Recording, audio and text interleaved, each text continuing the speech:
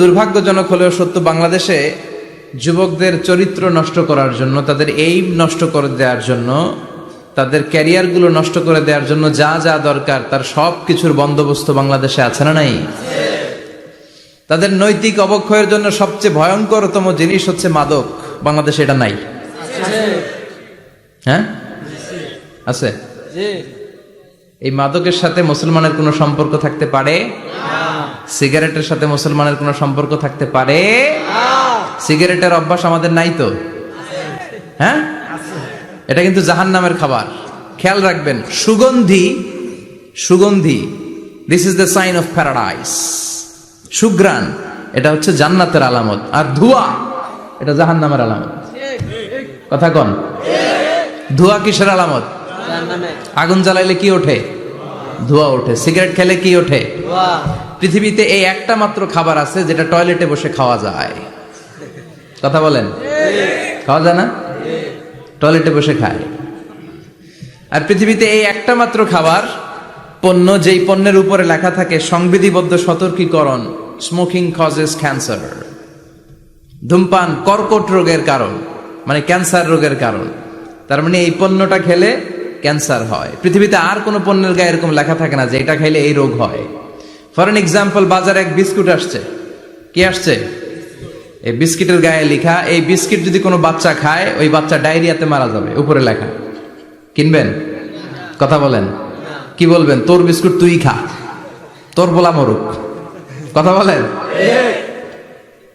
কিন্তু সিগারেট এমন একটা পণ্য যেটার গায়ে লেখা থাকে যে এটা খেলে মানুষ মরে, তারপরও মানুষ খায়। সিগারেট হয় টোবাকো প্ল্যান্টস থেকে, তামাক পাতা থেকে। কোত্থেকে? নাগাইশা আছে নাকি? তামাকের চাষ টাস কমে গেছে না? এটাতে আবার বেড়া টেরা দেয়া লাগে না, কারণ ছাগলও মুখ দেয় না। কথা বলেন। তো যেটাতে ছাগলও মুখ দেয় না, এটা কি মুমিন বান্দা মুখ দিতে পারে? জোরে বলেন। এই ধোয়ার কারণে আপনার লাংস শেষ হয়ে যাবে। লাং যেটা দিয়েছে আল্লাহ, ফুসফুস, এটা শেষ। এটার ভেতরে একটা পয়জন আছে, নিকোটিন। কি বলে? এই নিকোটিন আপনাকে শেষ করে দিবে। প্রতি বছর গোটা বিশ্বে এই নিকোটিনের কারণে হাজার হাজার মানুষ মরে যারা স্মোকিং করে। এজন্য স্মোকিং এর সাথে আমাদের কোনো সম্পর্ক থাকতে পারে না। তো স্মোকিং তো অনেক পাতলা বিষয়। এখন স্মোকিং কে ছাড়িয়ে ইয়াবা, গাঞ্জা, মারিজুয়ানা, ফেন্সিডিল, এগুলো আছে না নাই? এই যে কি একটা আসলো, ইয়াবা। এটা পেঁয়াজের ভিতরেও পাওয়া যায়। মানে পেঁয়াজ ভেঙে এটার ভিতরে ইয়াবা নিয়ে আসে, আলু কাইটা ভিতরে ইয়াবা নিয়ে আসে, লাউয়ের ভিতরে ইয়াবা বইরা নিয়ে আসে। দেখা যায় লাউ কেটে দেখা যায় ইয়াবা, আছে না নাই? এই ইয়াবা এতদিন ছিল ইউনিভার্সিটি লেভেলের ছেলেরা খেত, নেমে আসলো কলেজে, হাই স্কুলে, এখন প্রাইমারির ছেলেদের মধ্যেও ইয়াবা ঢুকছে। দেশ কোন ভয়ঙ্কর অবস্থায় দাঁড়িয়ে আছে, হুঁশ নাই আমাদের। তো যে যুবকেরা এবাদতে রাত কাটাবে, হ্যাঁ, এবাদত করে করে রাতের আধারে যারা সেজদাতে রয়, আমরা গানে শুনি যে চোখের পানি দিয়ে যেখানে ঝড় উঠবে যে যুবকদের, সেই যুবকেরা এখন ইয়াবা নিয়ে ব্যস্ত, মারিজুয়ানা নিয়ে ব্যস্ত, ফেন্সিডিল নিয়ে ব্যস্ত। এজন্য এলাকাতে এই ফেন্সিডিলের ব্যবসা, ইয়াবার ব্যবসা, এগুলোকে সংঘবদ্ধ হতে দিবেন না। জনপ্রতিনিধি কেউ আসছেন কিনা জানি না মঞ্চে, আমি জানি না, এটা আপনাদের দায়িত্ব। আপনারা এলাকার গণ্যমান্য ব্যক্তিবর্গদেরকে নিয়ে ওদের যে স্ট্রং একটা সিন্ডিকেট আছে এটাকে ভেঙে দেন, এলাকাটাকে সুন্দর করেন, যুবকগুলোরে আল্লাহ আল্লাহ হতে সাহায্য করেন। ঠিক কিনা? তাহলে যুবকদের চরিত্র ধ্বংসের ক্ষেত্রে সবচেয়ে বড় হাতিয়ার হচ্ছে এই মাদক। নাম্বার 2, সেটা হচ্ছে পর্নোগ্রাফি। এখন হাতে হাতে মোবাইল আছে না নাই? এই যে এটা একটা সিনেমা হল, এটার নাম কি? কথা কন। যত সিনেমা আছে সব ঢুকানো যায়, আবার মাহফিলে ঢুকানো যায়। The choice is yours, the decision is yours. তুমি জান্নাতে যাবা না জাহান্নামের লাকড়ি হবা, সিদ্ধান্ত তোমার। এগুলোর ভিতরে এখন ব্লু ফিল্ম পাওয়া যায়, ইন্ডিয়ান নায়িকাদের নেকেড সিনারি পাওয়া যায়, যায় না? কথা কন। যুবক ভাইরা, এগুলো থেকে তোমাদের বেঁচে থাকতে হবে। তোমরা আগামী দিনের সম্ভাবনা, তোমাদেরকে অনেক দূর যেতে হবে।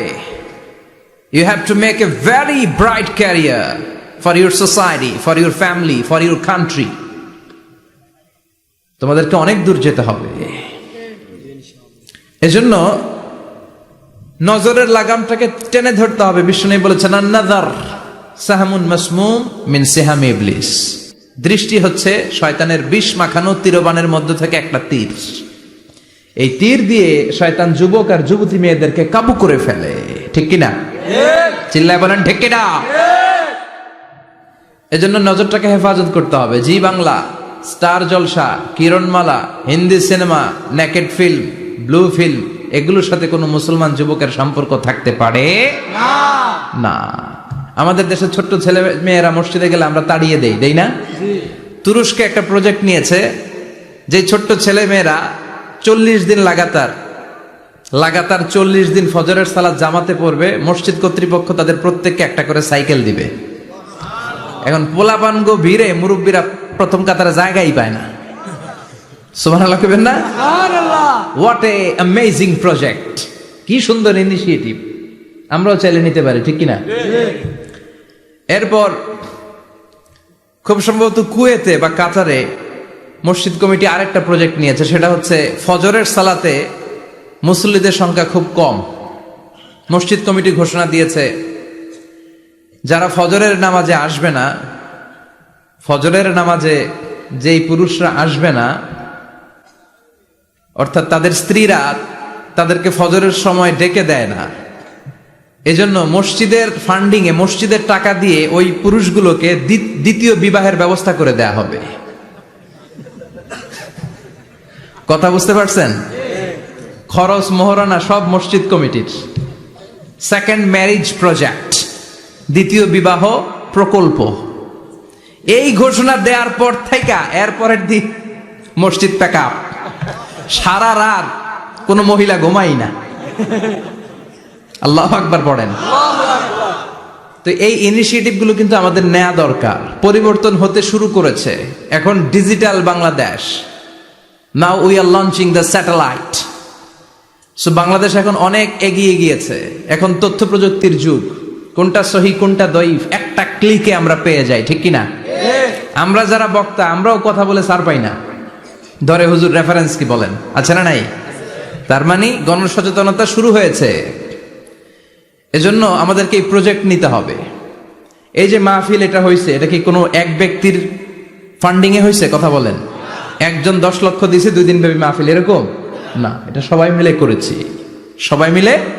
এরকম সবাই মিলে যুবকদেরকে বাঁচাতে হবে, সবাই মিলে একসাথে আল্লাহ আল্লাহ হতে হবে, সবাই মিলে একসাথে জান্নাতে ঢুকতে হবে।